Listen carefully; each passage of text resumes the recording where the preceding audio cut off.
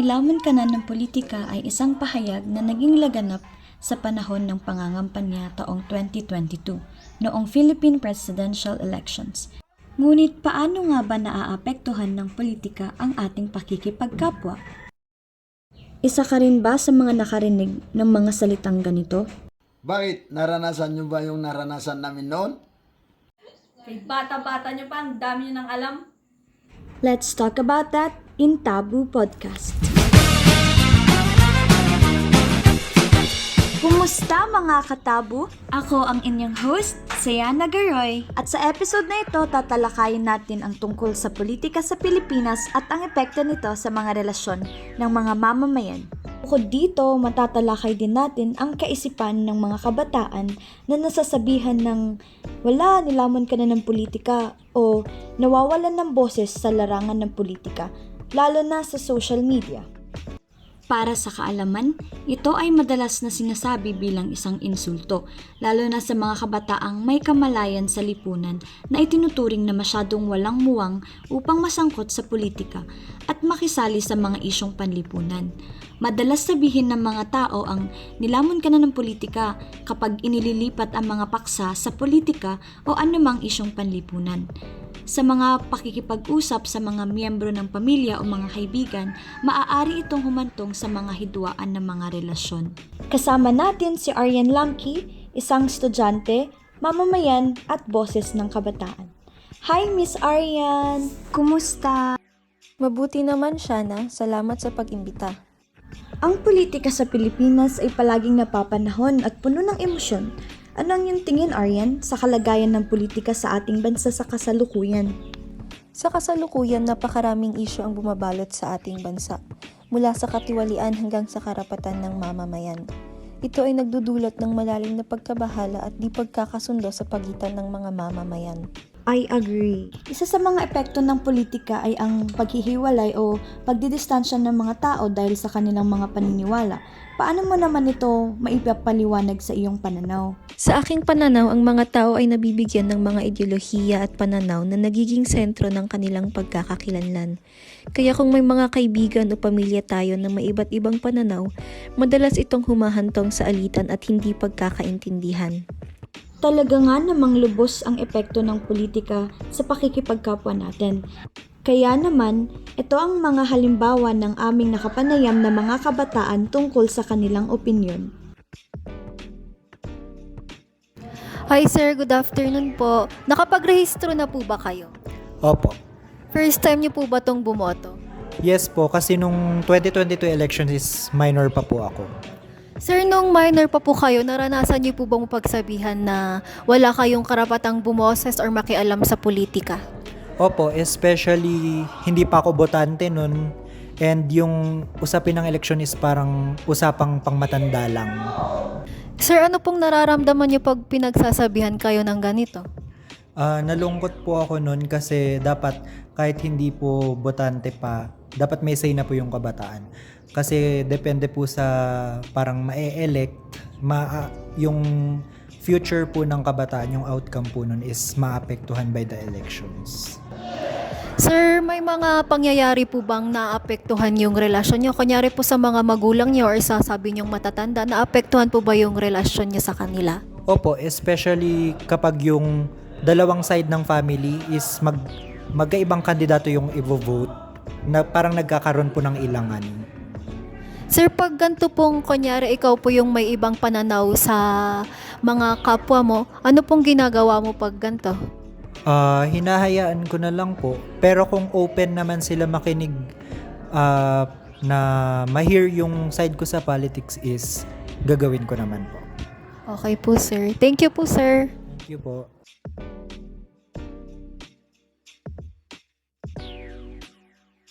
Hello po! Hello po. Na-try niyo na po bang makarinig ng mga salitang parang nilamon ka na ng politika or parang minor ka pa naman, hindi ka pa naman bumoboto? Opo. And ano po yung parang naramdaman niyo po doon? Parang naramdaman ko po na nai-invalidate yung feelings ko. Kasi syempre, as a part of the community, I have a right to voice my opinion too. Lalo na kung maapektuhan yung rights and future ko as a student and as a part of the community as well. Thank you po. Tapos po, may instances po ba na parang naapektuhan ng election yung pakikipagkapwa nyo po or yung parang relationship nyo sa ibang tao? Meron kasi syempre due to principles and yung beliefs magkaka-contradict sila. So parang after learning about their beliefs on a certain candidate, parang may iba na din yung tingin mo sa kanya as a person. Kasi syempre kung sino yung sa tingin nila na better for may not be better for the rest of the people. Okay po. Pero ano po yung parang ways na ginagawa niyo po para ma-handle yung situation na ganun?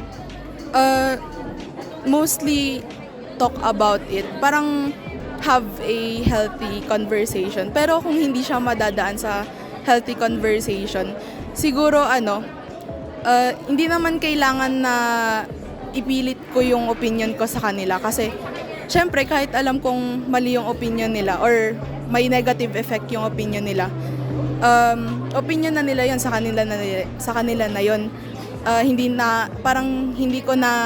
Wala na akong magagawa kung yun yung paniniwalaan nila. Thank you po! Yan lamang ang mga opinyon na aming nakuha base sa kanila. Bilang isang kabataan, naranasan na nilang makarinig ng mga ganoong pahayag. Ganoon din ang social media dahil ito ay nagbibigay ng platform para sa mga kabataan upang ipahayag ang kanilang mga opinyon sa iba't ibang issue. Ngunit madalas itong nauuwi sa pagiging biktima ng stereotyping na nilamon ka na ng politika. Ano ang iyong pananaw dito, Aryan? Ang mabilis na pag-usad ng teknolohiya at social media ay nagdulot ng mas maraming pagkakataon para sa mga kabataan na maging bahagi ng politikal na diskurso. Ngunit sa kabila nito, marami pa ring naniniwala na ang mga kabataan ay hindi dapat makialam sa politika dahil lamang sa kanilang edad. Uy, totoo. Pero bukod doon, ang pagkakaiba ng pananaw at edad ay maaaring maging hadlang sa pakikilahok ng kabataan sa politika. Paano mo ito maipapaliwanag sa iyong mga kasamahan sa lipunan? Sa aking pananaw, mahalaga ang patuloy na pagpapakita ng aktibong partisipasyon ng mga kabataan sa usaping pampolitika. Dapat nating ipakita na ang aming mga opinyon at pananaw ay may kabuluhan at mayroon kaming karapatan na marinig sa mga desisyon na nakakaapekto sa aming mga buhay. Real, true ka dyan. Ang kabataan ay may malaking papel na ginagampanan sa pagpapanatili ng demokrasya at pagbabago sa lipunan. Ngunit paano natin maipapakita na ang ating boses sa kabila ng mga pagsubok na ito, lalo na sa social media? Mahalaga ang pagpapalawak ng aming kaalaman at pagiging mapanuri sa mga impormasyon na nakukuha namin sa social media. Dapat din kaming maging responsable sa aming paggamit ng platform na ito at ipakita sa pamamagitan ng aming mga posts at pakikilahok na kami ay may malalim na pag-unawa sa mga issue. Salamat sa iyong opinyon, Aryan. Talaga nga namang ang kabataan ay may kakayahan at karapatan na magpahayag ng kanilang mga opinyon at makilahok sa politikal na diskurso. Sa kabilang dako, minsan ang pagtatalo tungkol sa politika ay nauuwi sa personal na hidwaan. Anong mga hakbang sa palagay mo ang maaaring gawin ng mga tao upang maiwasan ang ganitong mga alitan? Sa aking palagay, mahalaga ang pagiging bukas sa pakikinig at pag-unawa sa pananaw ng iba. Kailangan nating bigyan ng respeto ang mga opinyon at damdamin ng bawat isa. Kahit pa hindi tayo sang-ayon, ang pakikinig at diwa ng pag-unawa ay mahalaga sa pagtutulungan at pagbabago. Ang respeto at pag-unawa ay mahalaga sa pakikipagkapwa. Sa huli, sa tingin mo, paano natin maipagpapatuloy ang pakikibahagi sa politikal na diskurso nang hindi naaapektuhan ang ating mga personal na relasyon?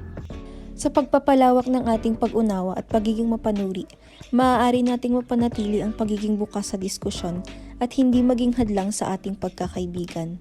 Ang pagkakaisa para sa ikakaunlad ng ating bansa ay dapat na nangingibabaw sa anumang mga pagkakaiba. Salamat, Aryan! Talagang napakahalaga ng maayos na komunikasyon at pag-unawa sa pagtahak natin sa larangan ng politika. Maraming salamat, Miss Aryan, sa iyong oras at sa binahagi mong kaalaman.